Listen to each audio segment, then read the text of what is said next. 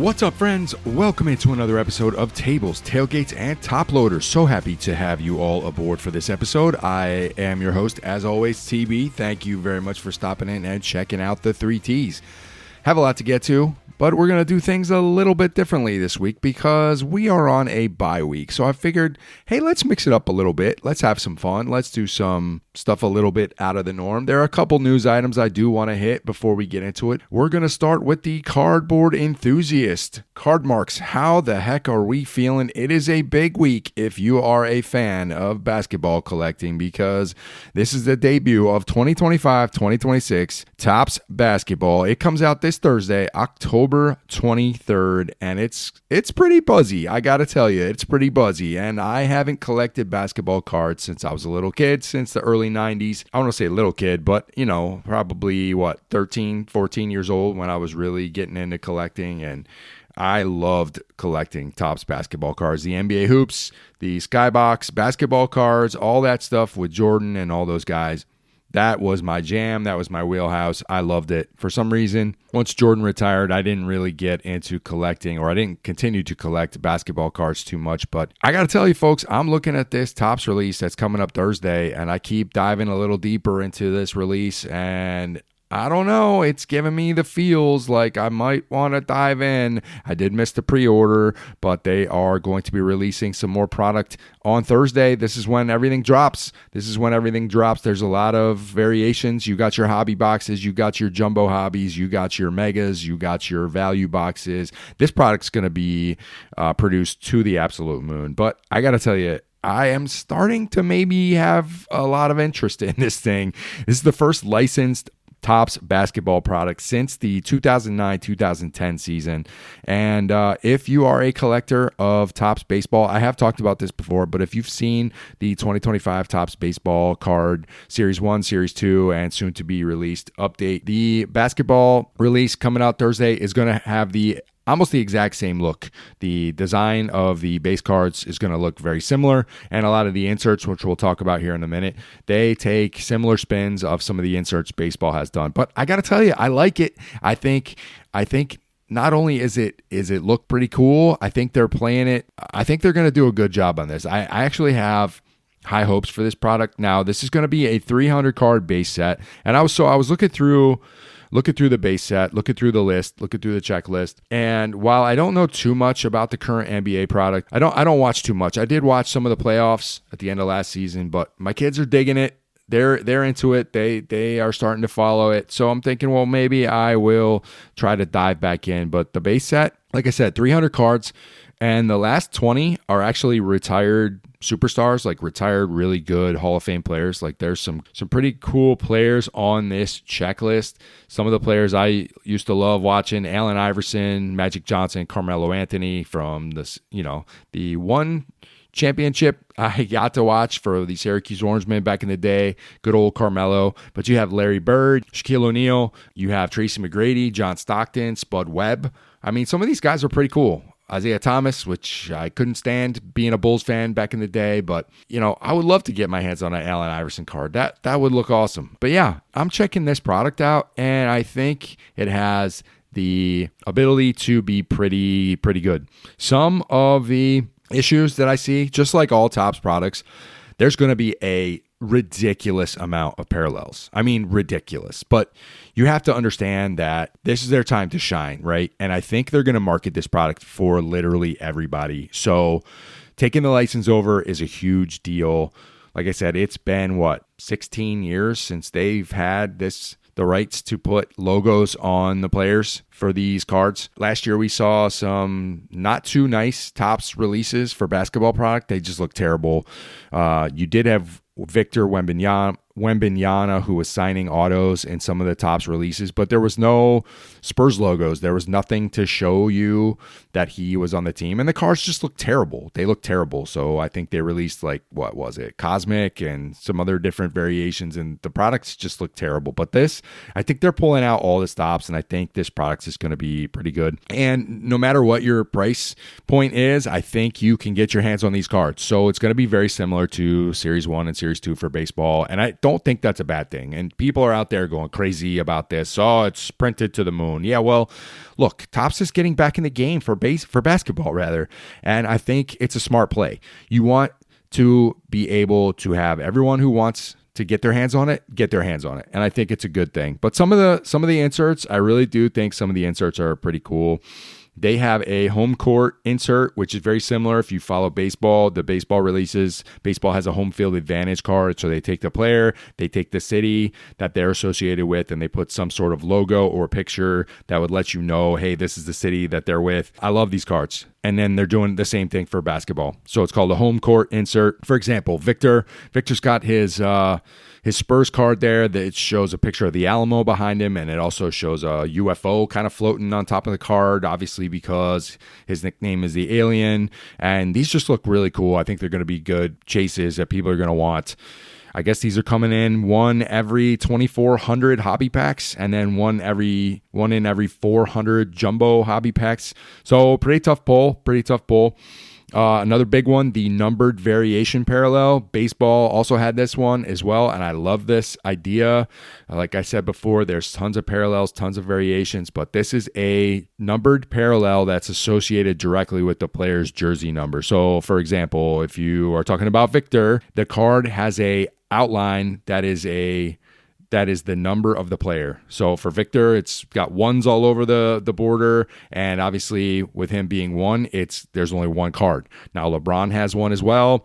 It has 23s all over it, and his are going to be numbered to 23. So some pretty tough pulls. I think you're looking at one in every 5,200 hobby packs.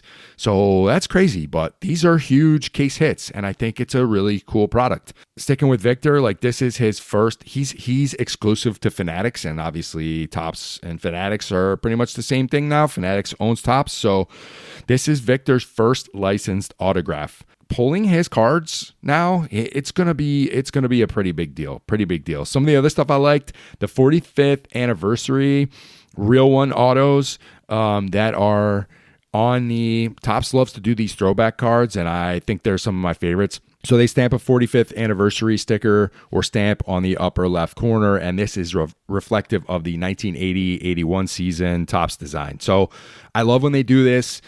Big fan of like retro stuff, and I just think it's really cool. Another thing I like, they have an All Kings insert. This is very similar to the Diamond Aces for baseball. Some of the inserts are just really, really cool. So I am looking forward to it. I know at the time of pre-order, you were looking at about $120 for a hobby box. Now that you weren't guaranteed an auto. It was either one auto or one relic card, and everyone craps all over the relics. I get it. But jumbo hobbies, I think you were looking at around $230 to $240 for a jumbo hobby, which, look, if you compare this to some of the Panini products, especially football and all these products that are coming out, and the cheapest you could get a hobby box is $400, $500, $600. If you're telling me I can buy a jumbo and get nearly 400 cards, almost a complete base set in one box, and I'm only dropping maybe $250 on this, and I could get a lot of potential for really cool autographs,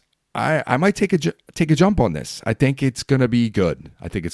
So I'm super excited. That comes out Thursday. That will be awesome. Can't wait to see some of these early rips and videos and see what people are posting. And maybe I have my email set, my email notification. Topps is supposed to tell me when this product goes live. We shall see how many minutes it takes for the hobbies and jumbo hobbies to sell out.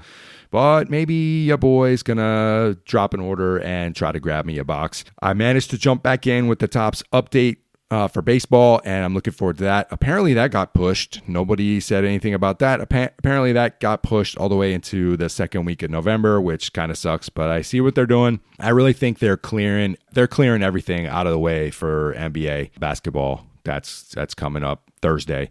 And then is it going to coincide with the start of the season? I think that the first game of the season is Thursday. So, hey, that's perfect timing. If I'm Topps, yeah, clear the deck, line this up with the opening tip-off, and away we go. So I'm pretty excited. I haven't been collecting basketball in quite some time, and maybe it's time to dive back in. So, like I said, this episode is going to be a little bit different. Obviously, the Bills are on a bye week, and wrestling, I need to take a break from wrestling after all the stuff that we were doing with the John Cena thing, and we did a deep dive into his retirement tour so far and Crown Jewel and whatever. So I'm kind of going to put wrestling on the back burner this week because there's really not a ton going on. We're going to dive right back in real soon. Don't worry, folks. But what I wanted to do is kind of mix it up a little bit. This is the bye week for Bills, and a couple things before we dive into this little exercise I got going on. Let's talk about all the trades the Bills have made so far. It's 4 p.m. on Monday afternoon, and the Bills have made no trades. No trades. That's right. We did not play this weekend. We've been off for, 9 days now. Actually, about a week since we lost to the Falcons. So it's been a whole week, and there's no news coming out of One Bills Drive, Orchard Park. Nothing going on. No trades for Chris Olave yet.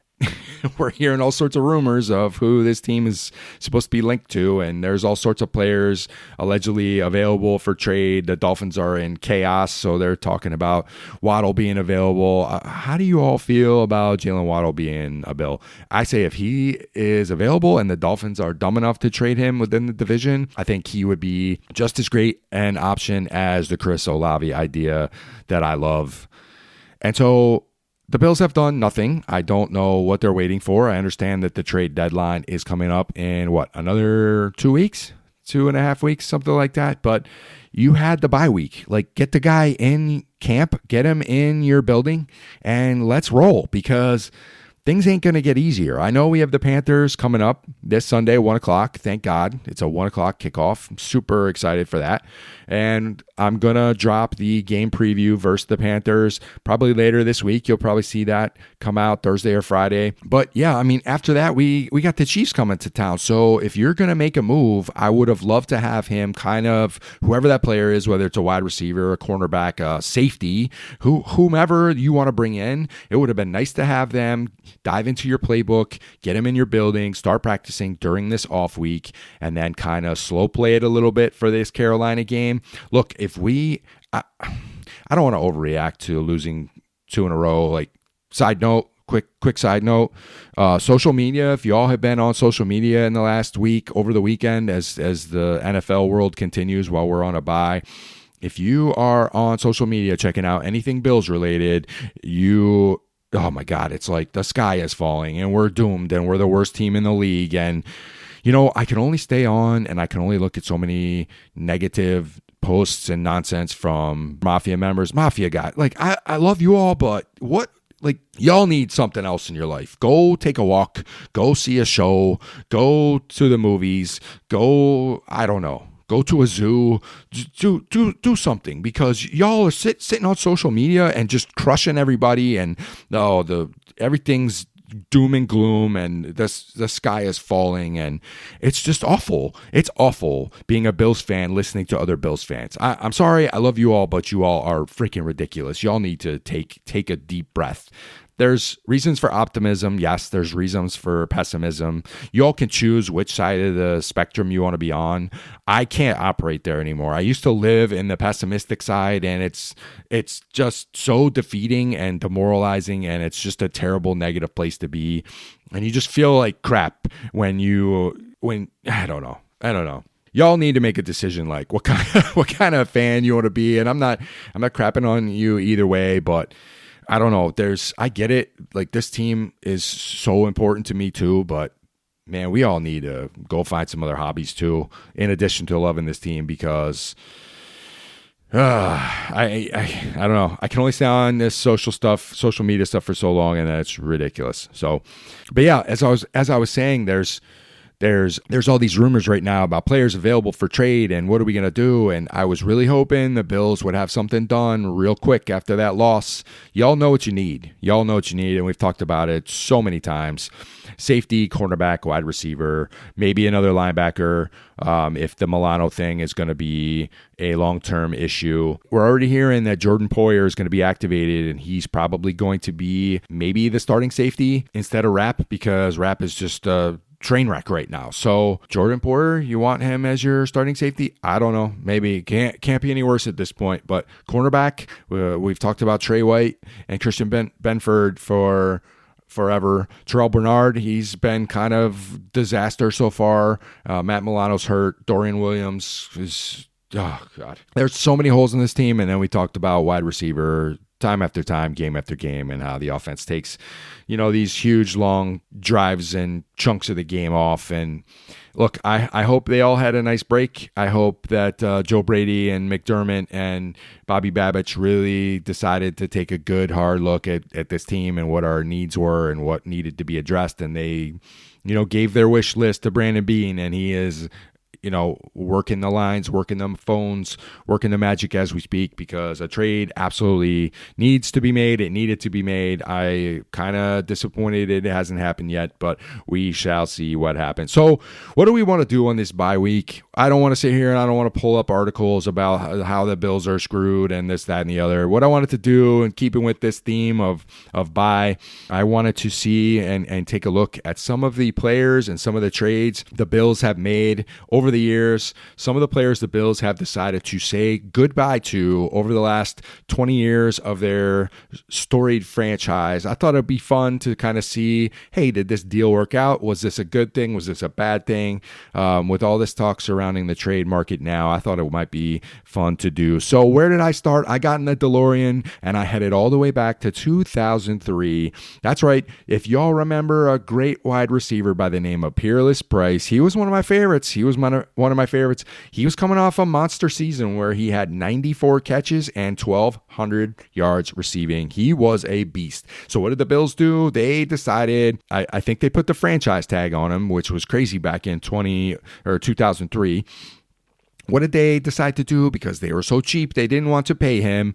They shipped him off to Atlanta. And who was the quarterback at the Falcons back in 2003? This was none other than Michael Vick. Yep, that's right, that Michael Vick. So the Falcons actually gave us a first-round draft pick for Peerless Price, which if you look at that deal now and you think of that deal now, that's unheard of. That'd be like, that's Justin Jefferson territory right there. I know Justin would probably get, 2 first-round picks at least, and then some, but Peerless Price, yeah, he was solid, but holy cow, he wasn't like a top 5 wide receiver in the league. But the Falcons were desperate to get Vic some help, and so they gave us a first-round pick in the draft there, and it ended up being the 23rd overall pick. So what do we do with it? We went and drafted out of Miami, none other than Willis McGahee. Now, if you remember the national championship game, it was McGahee, and he blew out his knee and suffered a terrible, pretty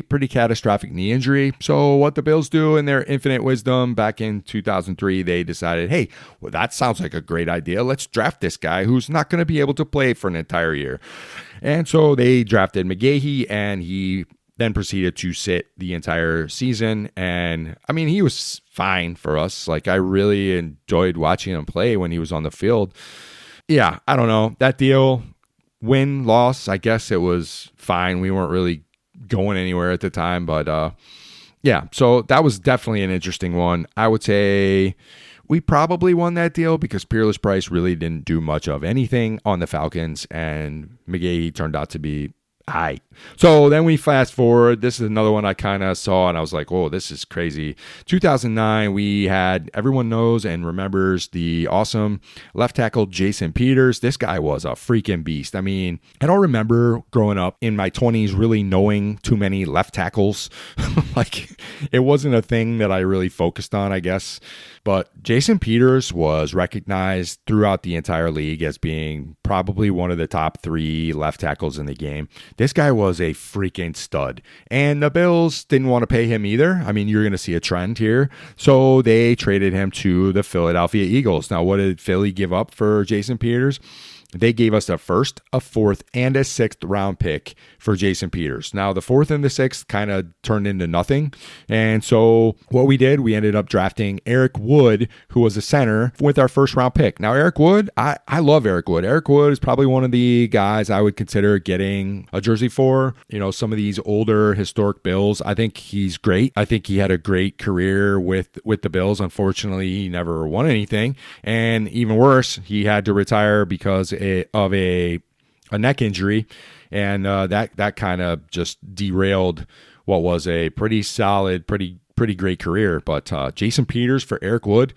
I mean, I love Eric Wood, but Jason Peters was a stud. So I think we absolutely got hosed on that deal. And then probably one of the worst trades we've ever made. 2010, good old Marshawn Lynch. Now, Marshawn Lynch, he had been on the team for a couple of years, and he had been getting into some trouble and, kind of seen as like this malcontent. I know he had some issues with driving and things like that and some weapons charges.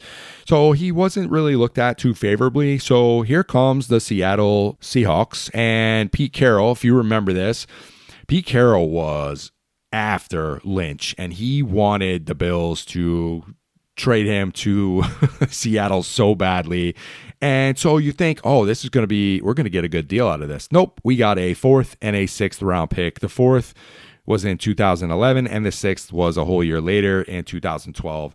Who do we get out of this? Essentially 2 absolute nobodies. They're not even worth mentioning. Lynch goes on to be an absolute superstar in Seattle.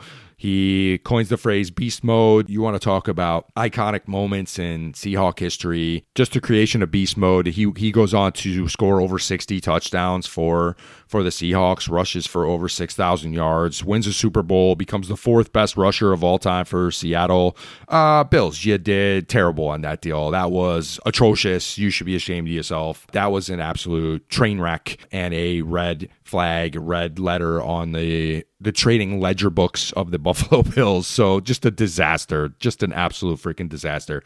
A year later, one of my favorite players, Lee Evans. I love Lee Evans. I thought he was super talented, and he just got a raw deal because we never had a quarterback who could get him the ball. I loved the JP Lossman to Lee Evans connections when it could hit, because Lossman, if he could do one thing, it was just chuck the rock, similar to like Russ Wilson throwing the deep ball. That's all Lossman could do, was just throw these ridiculous moon balls, and every once in a while Lee Evans would come down with it and you'd grab like a 70, 80 yard tutty and it would be magical. But I love Lee Evans. I really wish we had a better team around him, because I think Lee Evans would have been just a freaking superstar. We just didn't have the team to support him, and so it was kind of a train wreck of a career. He played really well. He was super quiet. He went about his business. He played super hard for the Bills, and then what do? We shipped him off to Baltimore for a 4th round draft pick.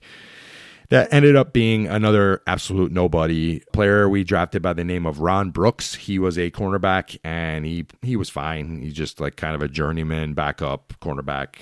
Didn't do nothing.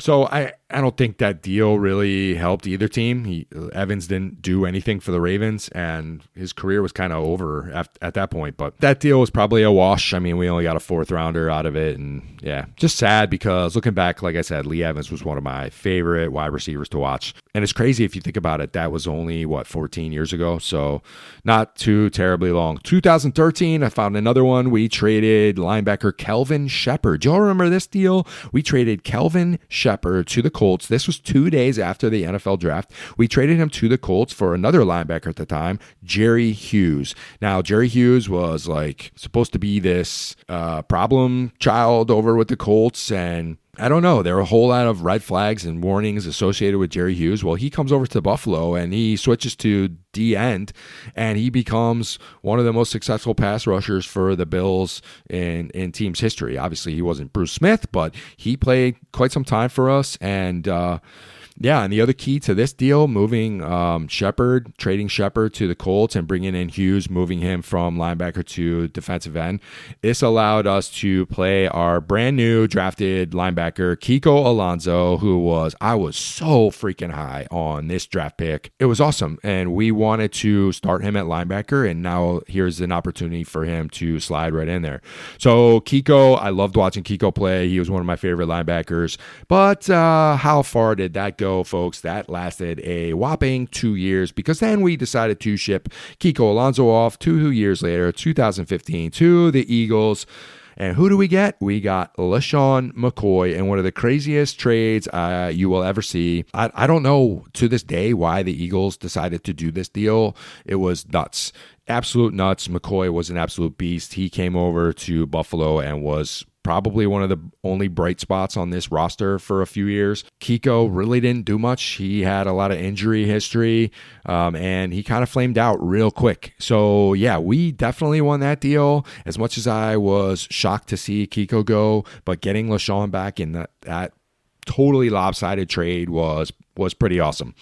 And then fast forward, probably the most famous current deal within the last couple years was obviously the deal we made last year, sending everyone's most hated wide receiver, Stephon Diggs, to the Houston Texans for, well, we not only sent Stephon Diggs, we sent them a 6th round pick in 2024's draft and a 5th round pick in the 2025 draft for a 2nd round pick in the 2025 draft. So we gave up 2 picks and Stephon Diggs, and we got a 2nd round pick out of it. And everyone was overjoyed when this deal went down. And how are we feeling about that? Like it or not, Stephon Diggs was one of the most successful wide receivers in Bills history, and his 4-year run with this team was crazy. It was crazy. I know things kind of wore out their welcome and everyone hated him and turned on him at the end. I get it. There was some bad blood there. You wish you could just go back and maybe make a few changes, right a few wrongs, and get everyone on the same page, and then we wouldn't be in this situation, and now he's on the Patriots, right? It just sucks. The whole thing sucks. What did we get out of this deal? By trading Diggs, a 6th and a 5th for a 2nd? Well, not only did we have that 2nd, we packaged that 2nd and something else to move up 15 spots in the 2025 draft. And we took a defensive tackle, TJ Sanders. Oh, boy. Now, TJ Sanders hasn't really done much of anything so far, and I know it's pretty early in his NFL career, but so far the warning signs are there, and this is not looking good, folks. Not looking good at all, but I don't want to rush to judgment because he's a young player. Sometimes these players take a couple years to get rolling, but as of right now, that trade, now I know everyone wanted to run Diggs out of town on a rail, but as of now, that trade doesn't look too great for the Bills. Anyone think we could maybe use him in the wide receiver room? If he had the right attitude, I would love to have him on this team right now, but everyone's like, nope, no way, get this guy out of town. And I get it. There were times, there were days, there were weeks I was in the same boat. It's just frustrating. You wish these guys could get their stuff together and get on the same page and just all be working towards the same goal. Anyway, it was kind of fun to kind of take a look back, get in the DeLorean, hop back through the last, what was that, 22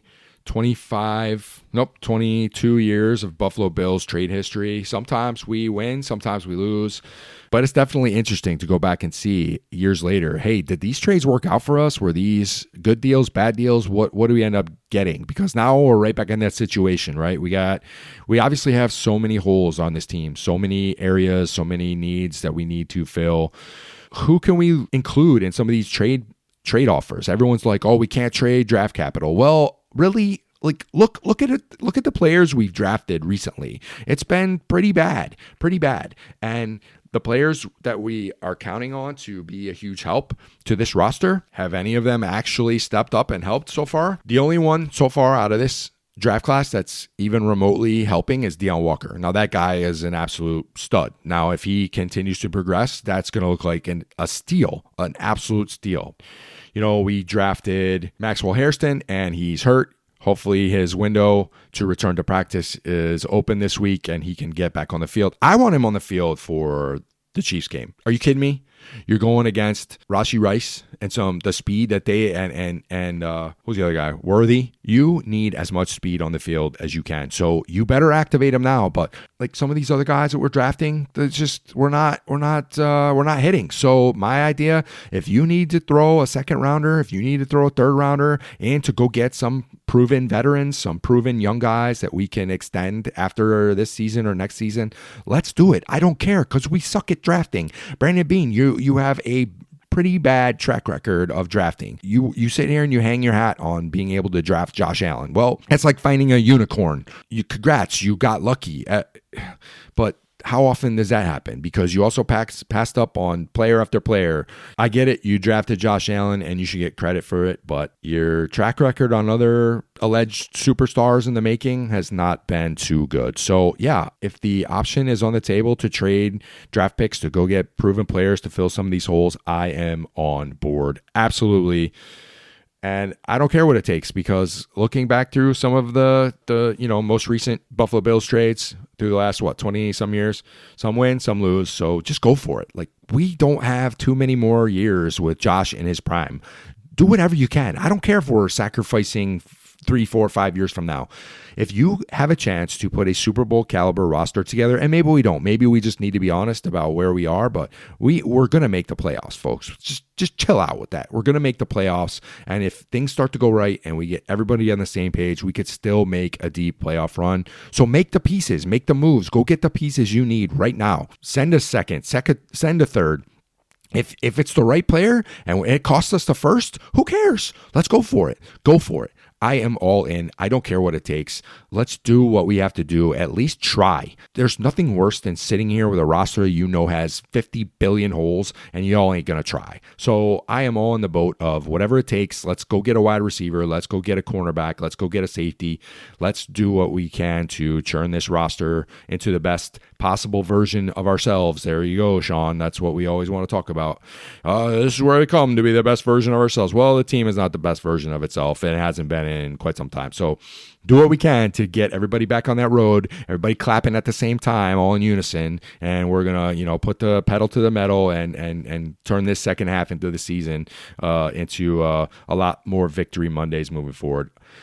Anyway, I thought that would be a fun exercise. I will definitely be getting the game preview with the Panthers out later in the week as promised. And as of now, that's all I got for you. So if you've enjoyed this episode or any other episode of the 3Ts, do me a favor, share it with someone you know, whether it's a fellow Mafia member, a card collector, or someone who just loves wrestling. It doesn't matter. Trying to grow this thing one episode at a time. Hit the follow, hit the like, leave me a review, do what you got to do. Help build the 3Ts up into a big podcast that everyone can enjoy. And as always, I appreciate you all very, very much.